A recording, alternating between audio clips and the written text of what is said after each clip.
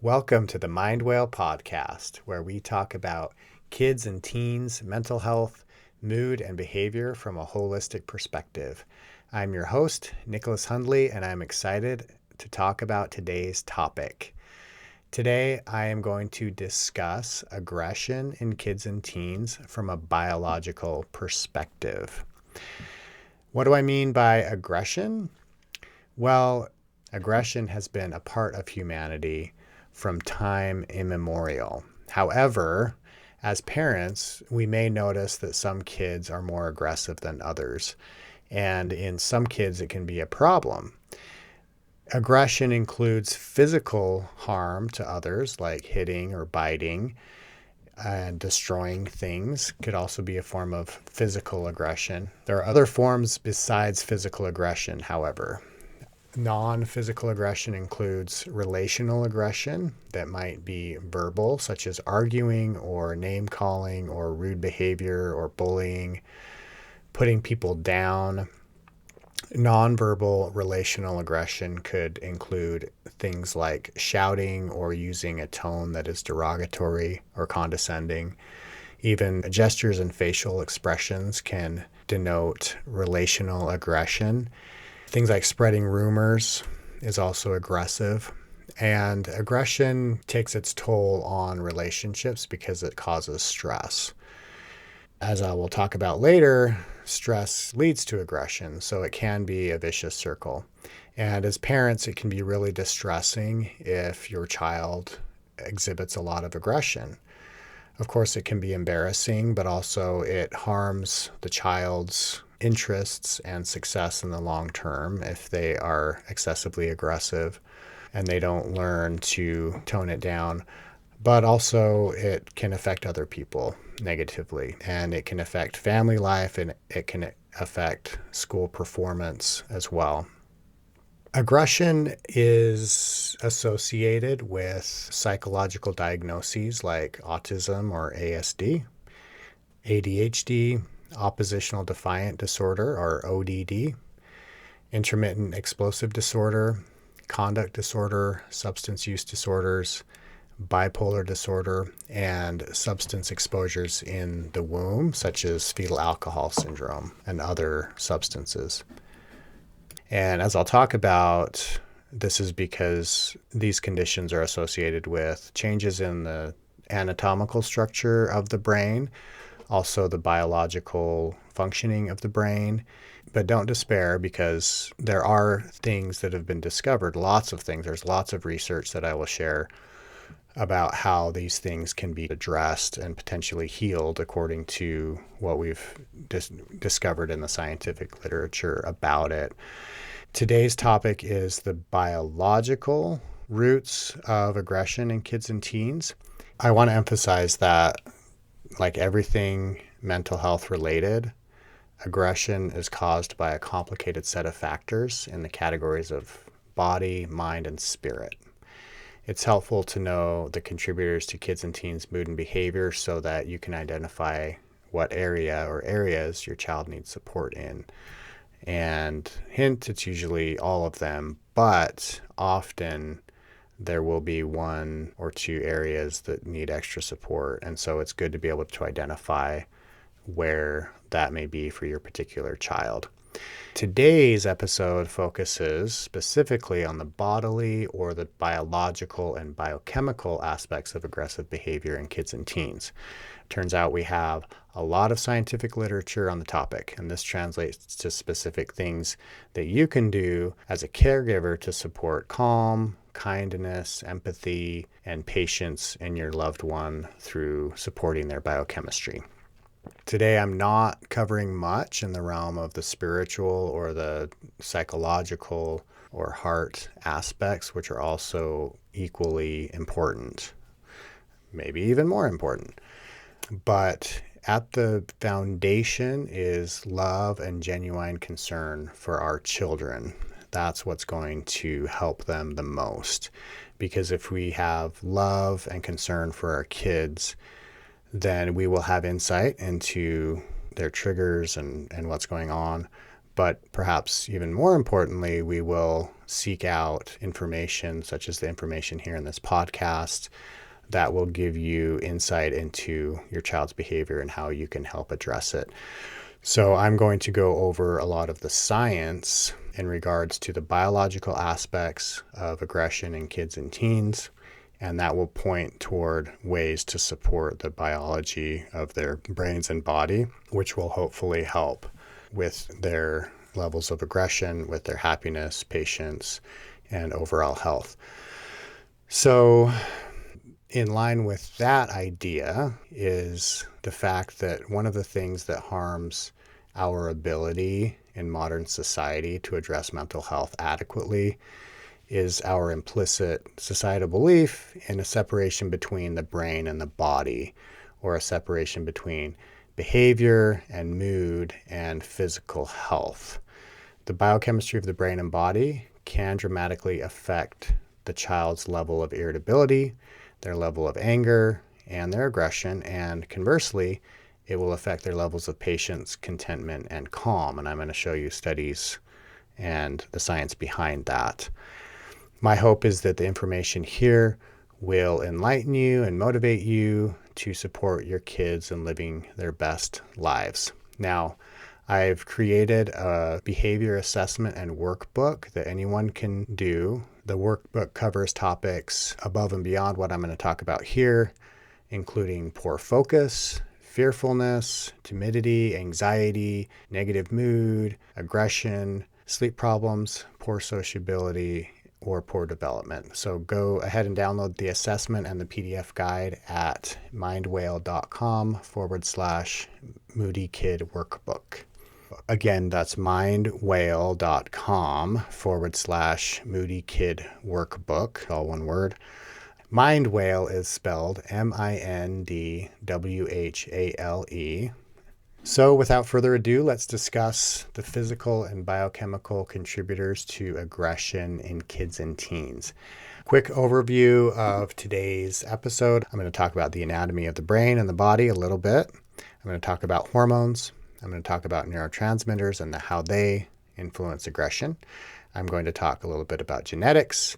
I'm going to talk about the microbiome. I'm going to talk about nutrients. I'm going to talk about dietary patterns associated with aggression. This is very interesting because there is a lot of science behind specifically aggression and what children eat. We're going to talk about stress levels. We're going to talk about loneliness. We're going to talk about inflammation in the body and also inflammation in the brain. Don't despair. I'm not going to go into massive detail on these topics. I'm going to talk about how they relate specifically to aggression. I will, however, have other episodes that will dive deeply into the topics of specific nutrients and how they affect mental health, the microbiome and how it affects mental health, inflammation and mental health, and much, much more. I will also have specialists who will talk about kids and teens aggression, trauma, similar topics like that. So stay tuned and look for those other episodes in the feed as we go along. So first, let's discuss the neurological roots of aggression so that you have basic understanding of the biology of what's happening when someone is aggressive and also if someone has a propensity to aggression. And it's good to have a little bit of background knowledge on it, because that will allow you to see that a lot of these things actually can be influenced by supporting the health, primarily of the brain and body, and the biochemistry, and having insights into what specific things might be able to help a child become more calm and happy. And a lot of this can be simplified. First, I'm going to talk about all the complexity of it, but then I'll talk about how all the complexity can be simplified through supporting brain health in your child and how to specifically do that. Neurologically, the anatomy of aggression involves the anterior cingulate cortex, the prefrontal cortex, and the limbic system, primarily the amygdala. One major area of the brain that is very influential in levels of aggression is the anterior cingulate cortex. This is a part of the brain that's behind the prefrontal cortex, which is the very front part of your brain. The anterior cingulate cortex has a lot of receptors for a hormone that you may have heard about called oxytocin. Oxytocin is considered the love hormone. It's involved in friendship and camaraderie and feeling safe with other people. When we have oxytocin in that part of the brain, it can definitely lower aggression.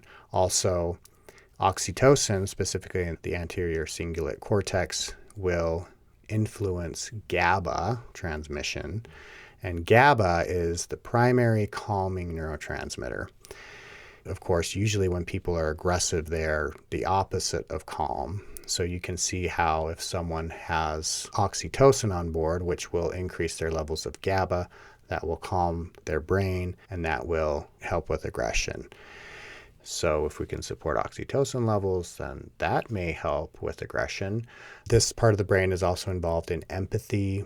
And empathy would mean understanding and maybe even caring about another person's experience. So aggression can be lowered if a person has more empathy. In children, in the long run, we do want them to learn empathy.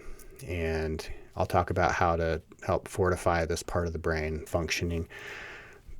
The next part of the brain I want to talk about is the prefrontal cortex, right behind your forehead. It's the furthest most forward part of the brain. One major function of the prefrontal cortex is impulse control. It's also involved in emotional regulation. Impulse control is important in aggression because if someone is angry and they feel an impulse to hit someone or say something rude, the prefrontal cortex, if it's strong and healthy, will tell the rest of the brain, like, wait a second, think about this for a second before you act.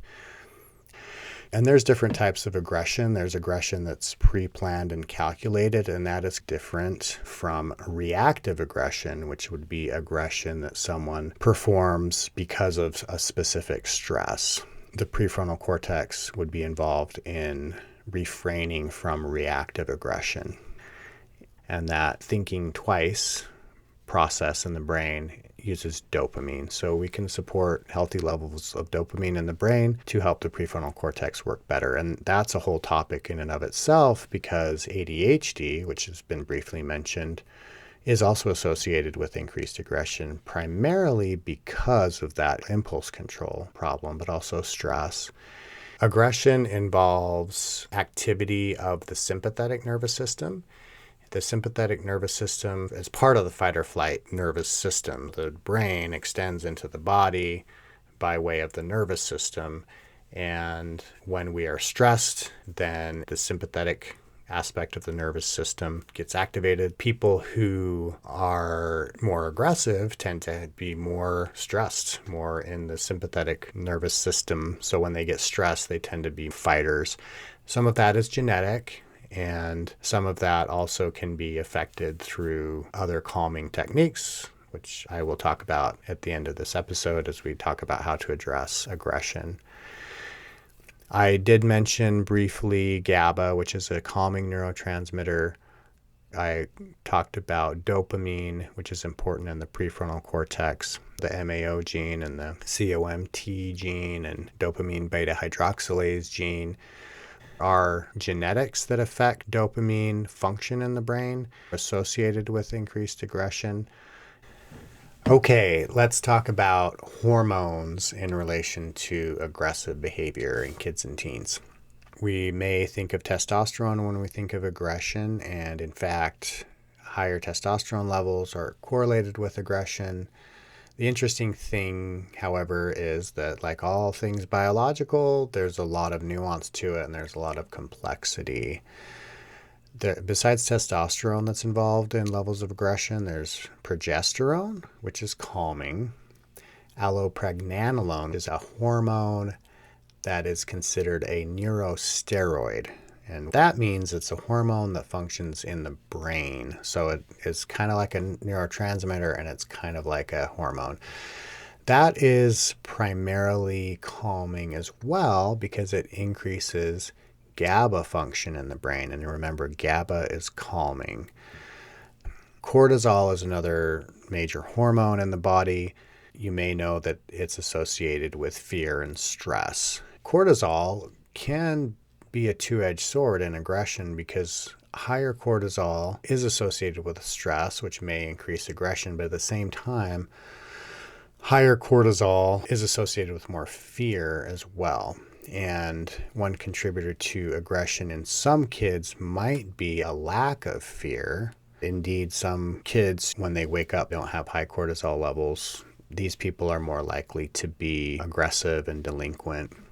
Oxytocin has been mentioned. That's a hormone that is involved in primarily the anterior cingulate cortex when it comes to aggression, and it increases the amount of GABA, as does allopregnanolone, which I mentioned earlier. DHEA is a precursor hormone that is used by the brain and body to create all of the other hormones. Levels of that have also been correlated with levels of aggression. I will discuss how, as a parent, you can potentially support healthy hormone levels in your kids, which is very important, especially as a child is going through puberty. Hormones are changing, neurosteroids in the brain are changing, and it can be difficult for kids to adjust to those changes. Additionally, hormone levels are intimately connected to the health of the body. So it is very important to have a healthy body and support that, which again, I will talk about further on in this discussion. The ingredients for aggression from a neurological perspective are the levels of drive that the person has, the levels of irritability that they have, the amount of empathy that they have for other people, and their level of impulse control. And interestingly, different parts of the brain tend to be involved in those different ingredients. So drive can be involved with the anterior cingulate and the frontal cortex, irritability with the amygdala and other parts of the limbic system. Empathy also appears to be in the anterior cingulate cortex, and impulse control is generally controlled by the prefrontal cortex of the brain.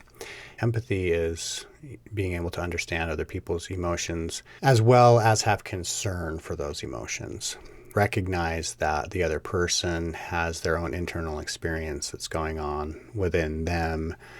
And compassion is closely aligned with empathy, because if there's compassion, then there will be concern for the other person's experience. So better levels of empathy and compassion, not surprisingly, are associated with less aggression. Empathy is something that can be developed, and there are parts of the brain that are associated with empathy and compassion.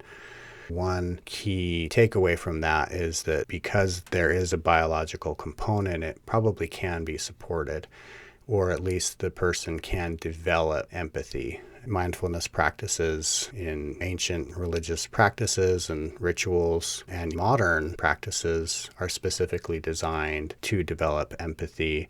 However, these psychological practices work best when the nerves and the brain are healthy, meaning that those parts of the brain are going to develop better in an environment that is healthy to the nervous system. And we'll talk later about nutrition and how specific nutrients can support the neuroplasticity of the brain so that perhaps empathy and compassion can be developed. If someone's more irritable, they're more likely to be aggressive. A huge contributor, unbeknownst to most of us in modern society, is neurological inflammation and bodily inflammation. Irritability is associated with poor functioning of serotonin in certain parts of the brain. Serotonin is a neurotransmitter that your body creates from an amino called tryptophan. Irritability within the amygdala, which is part of the limbic nervous system, manifests as a negative mood, can manifest as anxiety, and of course, aggression. If we can support the health of the body, then that will actually affect levels of fear, anxiety, depression, and irritability. Okay, so I've given you an overview of the factors in aggression, like irritability, drive, and empathy. I've talked about different parts of the brain, like the anterior cingulate gyrus, the prefrontal cortex, and the limbic system. I've talked about neurotransmitters like serotonin, dopamine. GABA was a big one that was mentioned as a calming neurotransmitter. I also talked about the hormones, progesterone, allopregnanolone, testosterone, estrogen, DHEA, and cortisol involved in aggression. Now I'm going to talk about how these things can be supported for health. And remember, genetically and biologically, your child's body and brain are trying to heal, and they are able to do so better when they're supported. So I'm going to talk about ways that you can support the biochemistry and the health of your child's body and brain so that these things can perhaps be more in balance. So we'll start with hormones. For balancing hormones, two major contributors are the gut microbiome and blood sugar balance, as well as nutrient balance in the child. Lifestyle factors are a huge modulator of hormones. For example, I mentioned neurosteroid allopregnanolone in the brain. That's highly influenced by insulin levels. Overall levels of testosterone are influenced by insulin, which is involved with blood sugar balance and metabolic health as well. Other factors in hormone levels and hormone balance include appropriate nutrition. You need certain biochemicals like methylation, folate, vitamin B12 in order to process hormones. And you need proper amounts of sleep, social relations, and stress levels. They've done studies with kids who feel isolated or lonely, and this will actually affect the amount of hormones in the brain. It affects cortisol because there's higher stress levels if someone feels lonely. It affects the amount of allopregnanolone in the brain. It affects epinephrine and testosterone as well. Okay, so let's talk about how to address neurotransmitter production and function as it relates to aggression in kids and teens. Number one factor is protein. Kids need protein in order to manufacture neurotransmitters. Neurotransmitters are created from amino acids, which are the breakdown products of protein. For example, serotonin, which can be calming, is created from tryptophan. And tryptophan is converted into 5-HTP, which is then converted into serotonin, and then serotonin can also be converted into melatonin, which is calming because it promotes sleep. Additionally, tyrosine and phenylalanine are amino acids. They are precursors to catecholamines and dopamine. And dopamine is required for function of the prefrontal cortex and for impulse control. How to get the right amounts of protein is beyond the scope of this episode, but stay tuned because that's a big thing I talk about. Also, download the Moody Kid Workbook at mindwhale.com/Moody Kid Workbook. I have a PDF and an assessment that you can do at home to see what kind of moody your kid may be. Another way to support healthy neurotransmitter function is through a large topic called methylation. There are a lot of different foods that include various forms of methyl groups.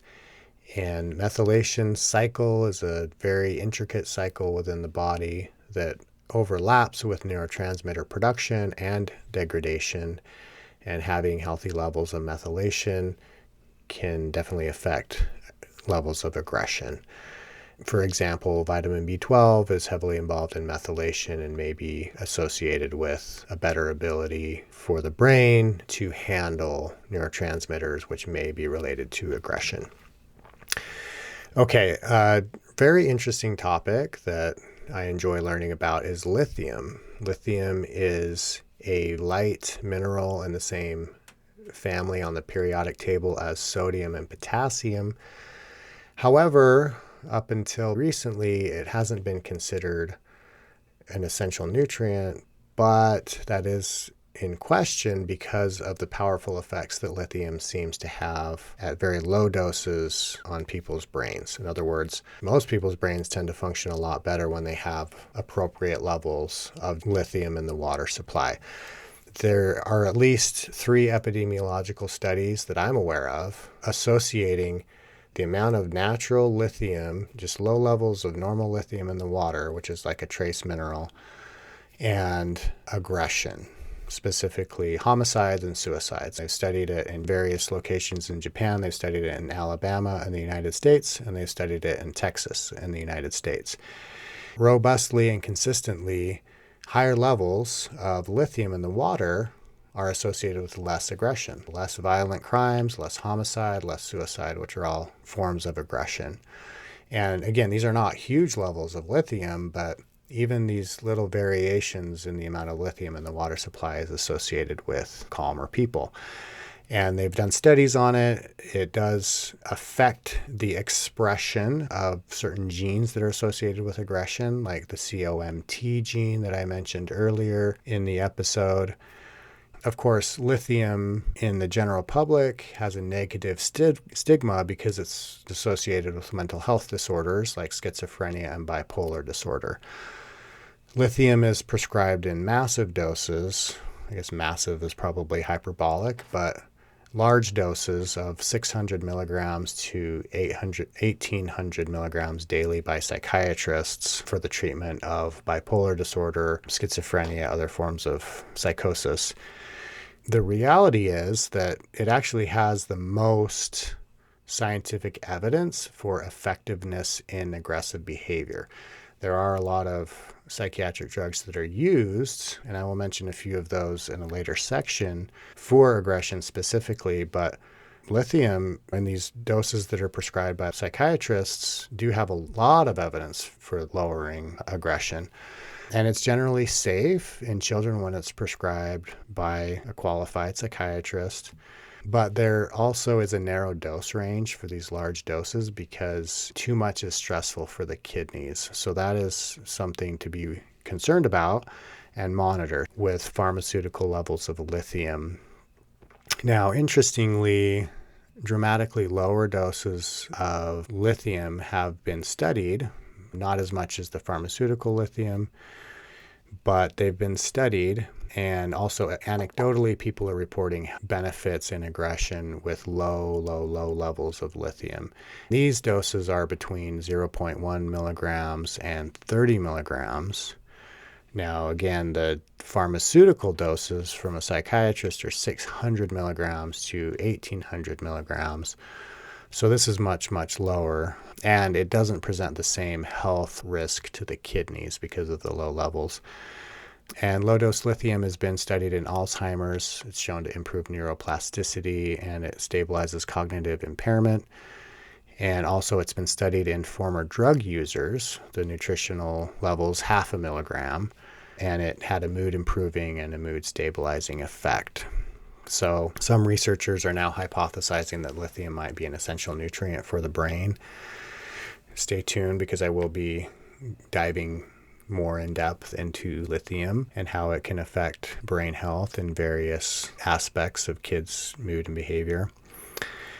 Higher magnesium is associated with improved aggression in some studies as well. Most people are not getting enough.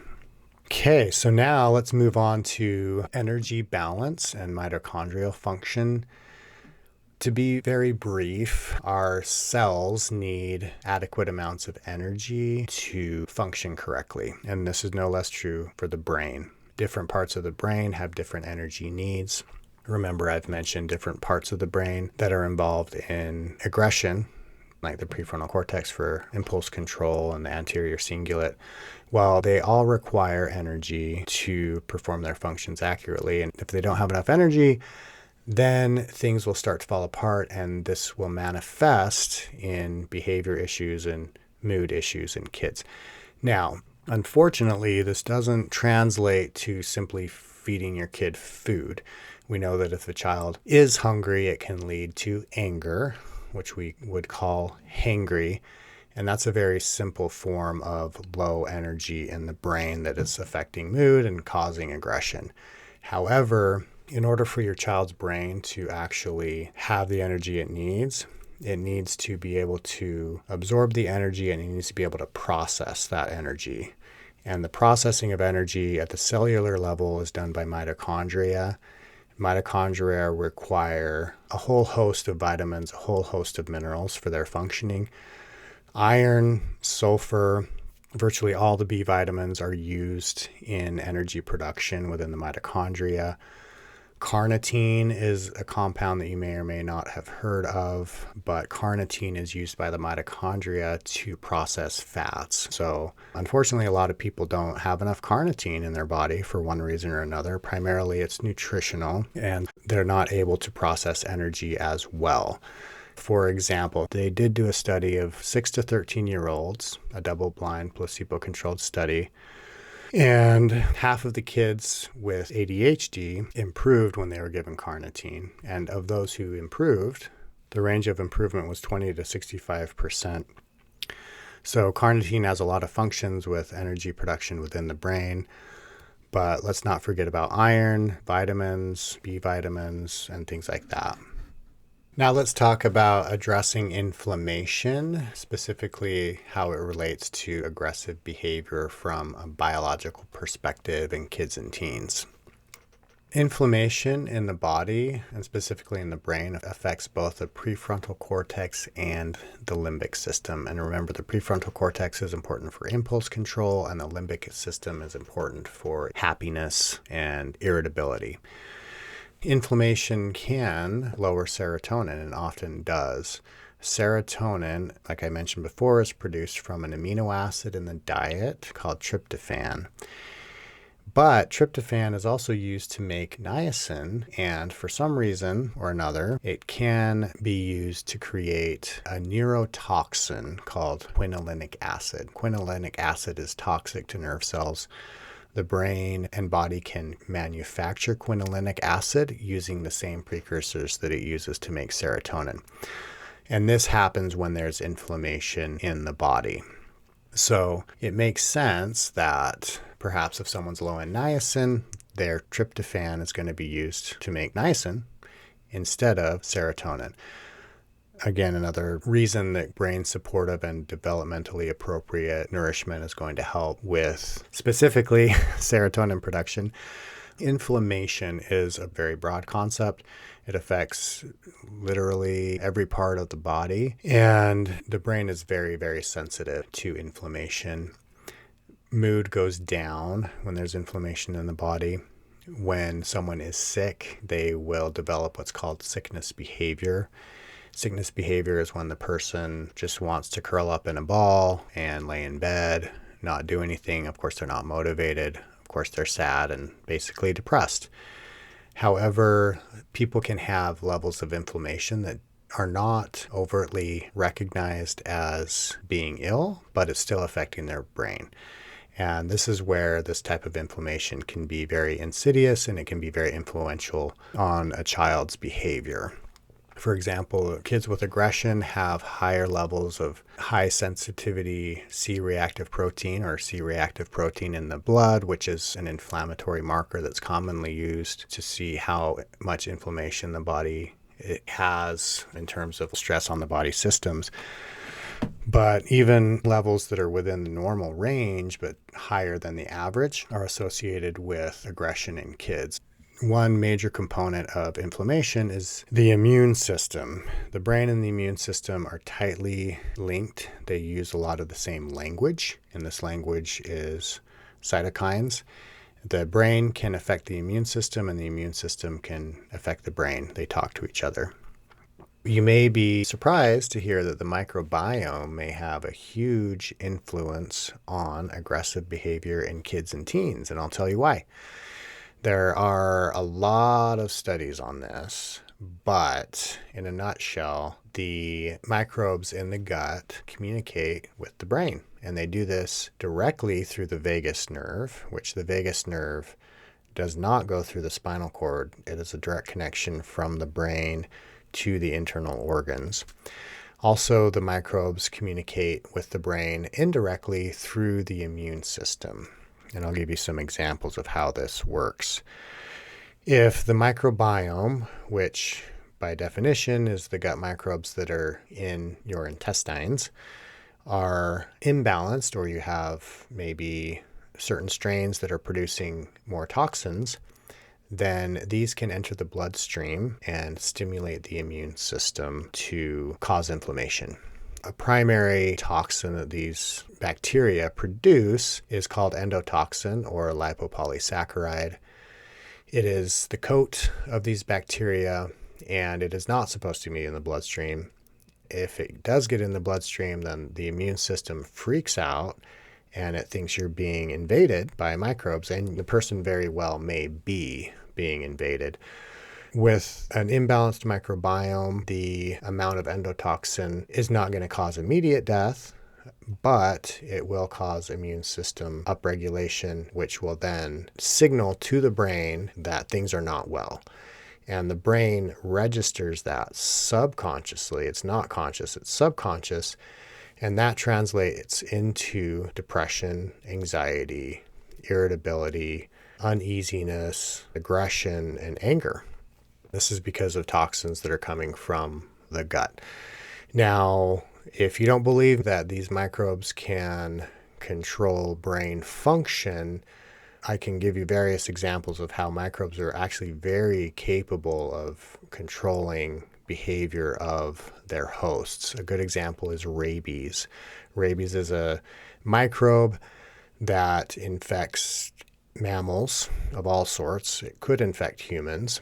Most humans don't have it, but when an animal gets rabies, in order for the rabies virus to spread to another animal, and it needs that animal to bite another animal.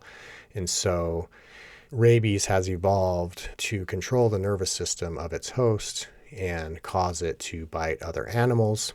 There's other examples like toxoplasmosis, which has its own ability to control its host in similar ways so that it can transmit itself. But they've done some studies on animals and in humans where they've taken the gut flora from one mouse, for example, and transplanted it into another. Maybe they take the gut flora from a calm mouse and transplant it into an aggressive mouse, and that aggressive mouse becomes more calm. We can cite lots of studies around this. One of these is lactobacillus that directly produces a neurotransmitter that is calming called GABA. And so a lot of lactobacillus strains are associated with good behavior in kids, which is interesting because we don't think of the intestines as being part of the brain, but a lot of researchers do call the digestive system the second brain. There is a lot of influence that the digestive system has on our brain and the function of it. Now, interestingly, microbes can create what I would call an anti-neurotransmitter. One example of this is called HPA. It mimics dopamine, but it's not dopamine, and it blocks the enzyme that converts dopamine into norepinephrine. Genes associated with this enzyme are also associated with aggression, and autism spectrum disorder also is associated with increased aggression for various reasons, and this may be one of those reasons. Another indirect influence that the microbiome has is that in a healthy gut microbiome, a lot of B vitamins are being produced, and humans actually depend on these microbes for production of biotin and pantothenic acid or B5 and other B vitamins. And if the microbiome is not balanced, then it will cause less production of these B vitamins in a lot of cases, which can also directly affect brain function. They're studying this pretty intensively with Parkinson's disease. They've shown that B5 production and biotin production are lower in the microbiome of these individuals who later go on to develop Parkinson's disease. The human microbiome has dramatically deteriorated in the last 100 years or so. And it's really important that we safeguard and support our children's microbiome for their mental and physical health. Nutrition is the best way to affect gut flora. One way to look at this concept of the microbiome and nutrition is that protein for your child provides the raw materials for neurotransmitters. Remember, the amino acids that can produce the serotonin and dopamine. But the child needs an adequate variety of certain non-starchy veggies to ensure that those raw materials are being used correctly by the microbiome and by the body. One thing I do is teach how these things can be affected and influenced, but you can go and grab my Kids and Teens Mood and Behavior Assessment for a more personalized assessment. It's a checklist of things you can check off and see what kind of profile your child may have in terms of mood.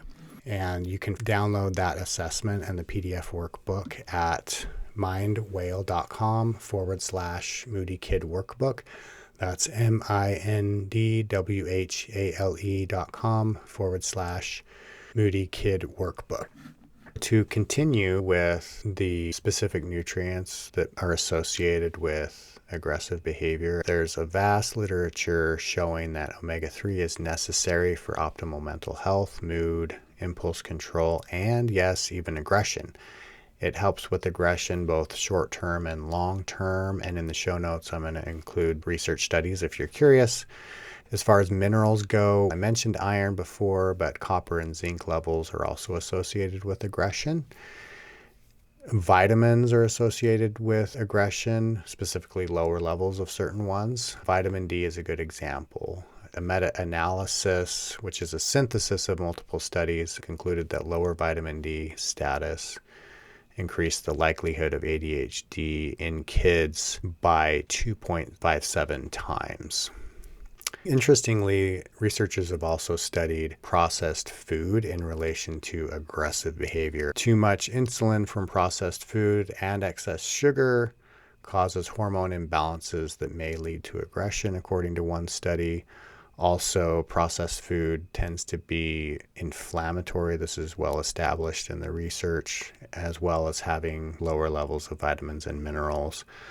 So with aggressive behavior, decreasing the amount of processed food and increasing the amount of good, healthy nutrition is very important. Stay with me, because my intention with this podcast and with everything I do with MindWhale is to help parents be able to implement these things so that children can live happy and healthy lives and be their best selves in the long run. So that's the end goal. And I'm not going to leave you stranded. I do encourage you to grab the Moody Kid Workbook at mindwhale.com/Moody Kid Workbook. That and other episodes that I'll have can help you to address these things and start on the journey to healthy lifestyle if you so choose. Moving on with specific nutrients, we can also look at studies on supplementing with multivitamins and minerals and omega-3 fatty acids and how that affects aggression. There was one study that was done on prison inmates who were given a specific combo of vitamins, minerals, and fatty acids, and aggression reduced by 26% in those who received the supplement. The study was repeated with similar results in the Netherlands as well. Supplementing can be powerful in the right context and when it provides the right needs for your specific child. However, supplements don't cover all the nutritional bases and they don't replace an overall adequate diet in the long run. As always, consult your physician or other qualified healthcare practitioner for advice on supplements and any mental health or physical health concerns. I've talked a lot about amino acids, about phytonutrients. I've talked about the microbiome, inflammation, blood sugar, and the immune system.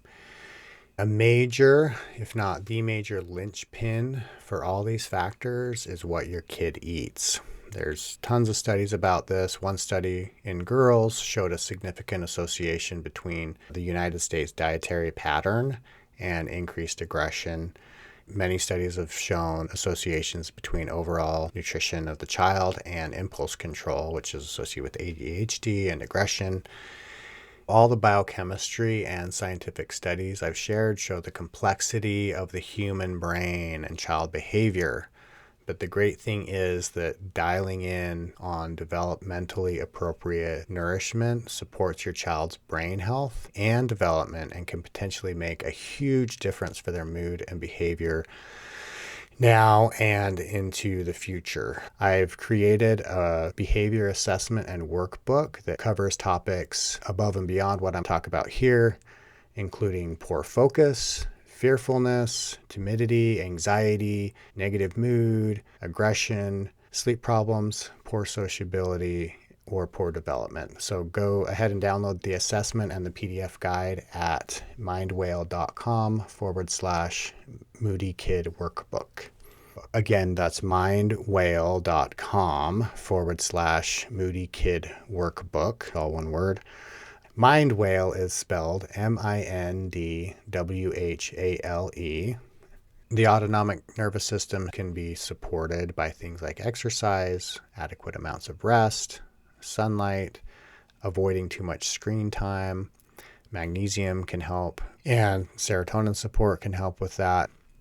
Lowering the sympathetic or the stress fight or flight system may involve protein and carbohydrate balance and everything we've talked about with nutrition, relaxation, coping strategies, social support, family support, feeling loved, increasing oxytocin from friendships and support and talking.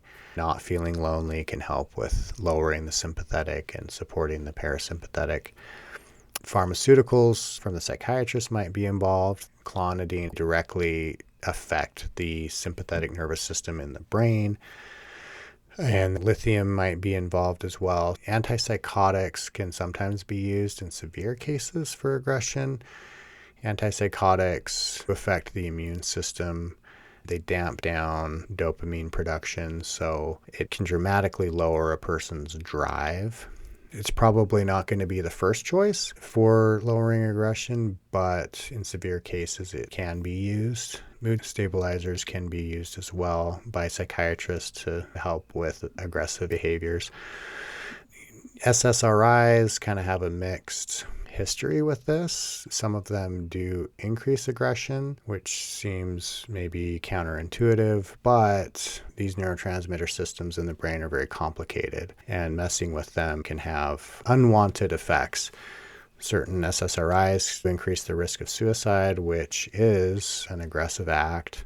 So that's something to be aware of with selective serotonin reuptake inhibitors when it comes to aggression. Even though serotonin is involved, you may want to look at all the different factors in concert with your doctor, healthcare provider. So another one I want to discuss, and psychiatrists at the treatment center I've worked at have used this, especially for kids who have had substance exposure in the womb, like fetal alcohol syndrome. The pharmaceutical called amantadine. It is not very widely used, but there's research on it, and I will link to the research studies in the show notes. Amantadine was shown to reduce irritability and anger in about 50% of kids with psychiatric diagnoses. It reduced aggression in about 30% of kids with oppositional defiant disorder and 30% of kids with ADHD or attention deficit hyperactivity disorder, and it reduced aggression by 50% in depressed kids.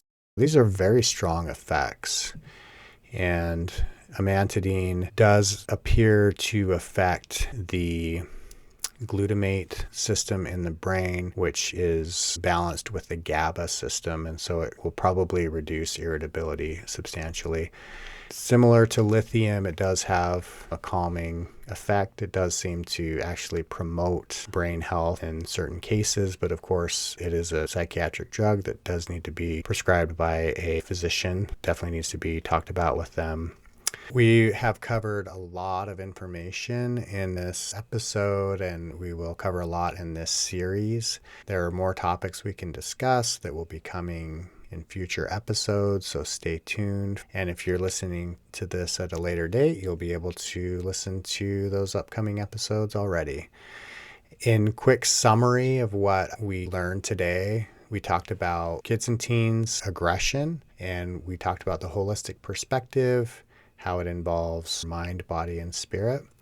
We talked about the anatomy of aggression in the brain, including the anterior cingulate cortex, the prefrontal cortex, and the limbic system, and then the autonomic nervous system.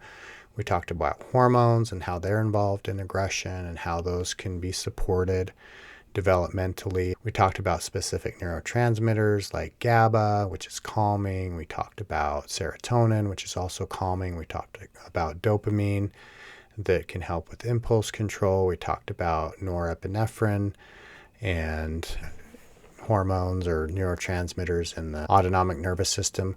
We talked a little bit about genetics. We talked about microbiome and how microbes can dramatically affect mood and behavior directly and indirectly through the vagus nerve and neurotransmitter production and anti-neurotransmitter production. We talked about how the microbiome affects inflammation and the immune system, and how the immune system and the brain speak the same language in the form of cytokines in the blood. We talked about specific nutrients and how they affect the functioning of the brain. We talked about the mitochondria and how the mitochondria create energy for the brain, and the brain needs a lot of nutrients in order to function correctly. Finally, we talked about how nutrition ties into this and how specific nutrients are associated with aggression, specifically omega-3 fatty acids, minerals like magnesium and zinc, and how the overall nourishment of the child is most important. We talked about supplementation, but supplementation, even though it can be helpful and it is appropriate under guidance, it does not replace a good overall nourishing diet for the child.